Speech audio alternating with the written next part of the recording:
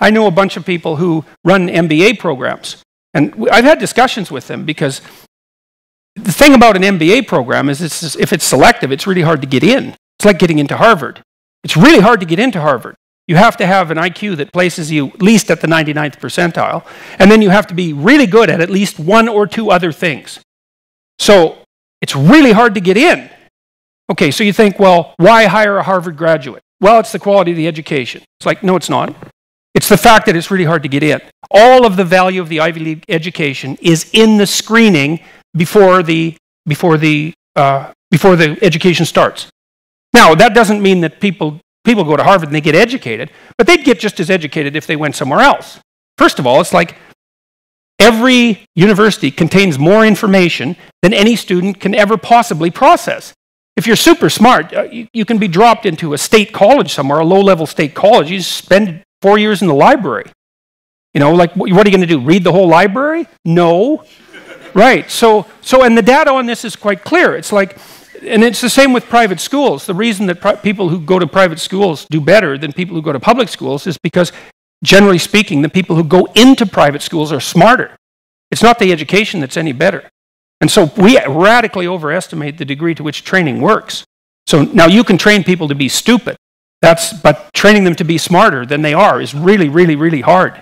So, like I said, it's a dismal literature. And liberals, the liberals think everyone's roughly equal and there's a job for everyone, you just have to train them. It's like, no, wrong. And the conservatives think, well, there's a job for everyone if they just get off their ass and work. It's like, no, that's wrong too.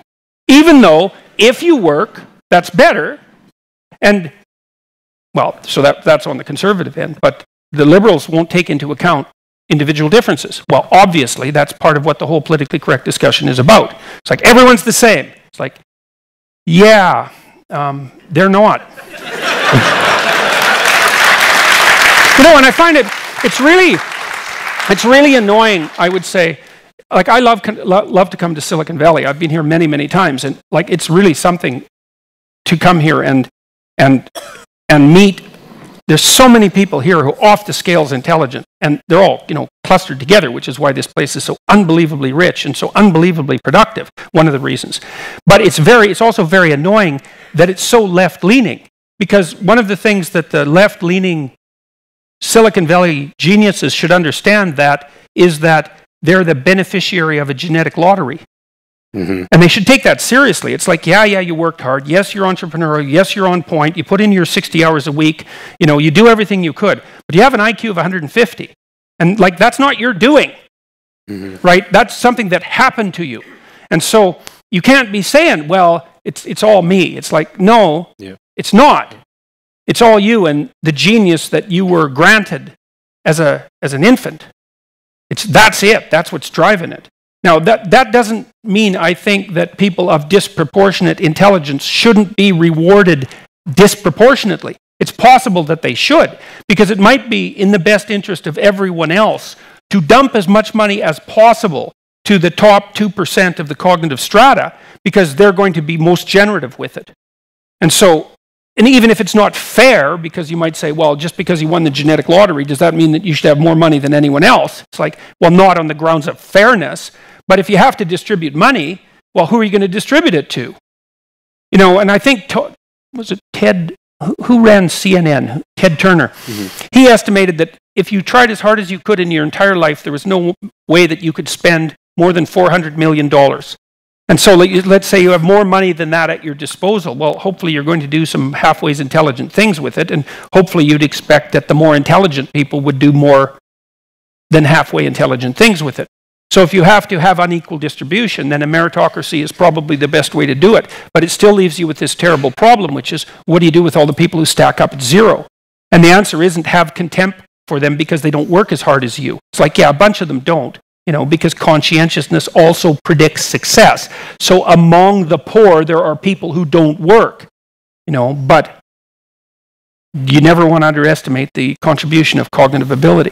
So it's rough, man, and we don't take it seriously, and we don't know what to do about it. And it's clear that as inequality increases, societies destabilize. That's clear.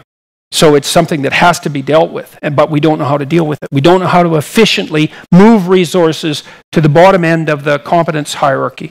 so that things don't destabilize. So, you know, and I've worked with people, lots of people who are at the bottom end of the hierarchy in my clinical practice. And, you know, like cocaine addicts, for example, low IQ cocaine addicts. Not all cocaine addicts have low IQ, by the way, but, you know, it's just it's a triple whammy, let's say, because if you're a cocaine addict, you're probably also an alcoholic. And so if you're a cocaine addict and you're an alcoholic and you're sort of on the low end of the cognitive distribution, it's like you have a pretty damn rough life. There's a lot of things going wrong for you. And you're really lucky if you're flat broke.